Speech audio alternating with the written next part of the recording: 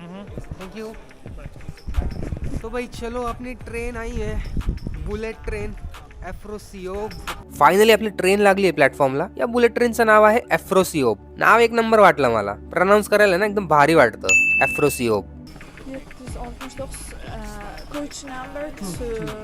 आतमधून ट्रेन एकदम चकाचक दिसत होती, गर्दी अजिबात नव्हती, सीट्स मस्त कम्फर्टेबल होते, मोकळी टाकली लेग रूम होती, ट्रेन मध्येच इन हाऊस पॅन्ट्री पण होती, सो खाण्याचं मेनू कार्ड आणि मॅगझिन्स ठेवलेले होते इथे, सेम लाईक अ एअरप्लेन। बसल्या बसल्या फुल लक्झरी फील येत होता आणि थोड्या थोड्या अंतरावरती स्क्रीन्स लावलेल्या होत्या। ओव्हरऑल ट्रेन आतमधून भारी होती। फक्त 1 तासाचा प्रवास असणार होता आणि या ट्रेनच्या तिकिटासाठी मी पे केले होते अप्रॉक्स 1,24,000 सोम, म्हणजे आपल्या इंडियन रुपीज मध्ये जवळपास 820 रुपये। बुलेट ट्रेनच्या हिशोबाने प्राइस ठीक होती। चेअरलाच वेगवेगळे कंट्रोलर्स होते, 2 चार्जिंग पॉइंट्स पण होते आणि तुफान स्पीडने ट्रेन चालत होती, पण ना आतमध्ये अजिबात काही जाणवत नव्हतं, एक नंबर फील येत होता। रस्त्याने मध्ये मध्ये छोटी छोटी गावं दिसत होती, बाहेरचा नजारा खूपच सुंदर होता। या ट्रेन मध्ये ना एक स्ट्रेंज गोष्ट बघायला मिळाली, या ट्रेन मध्ये माणसांसोबतच कुत्र्यांना पण एंट्री होती। एका मुस्लिम देशामध्ये असं दृश्य क्वचितच बघायला मिळतं।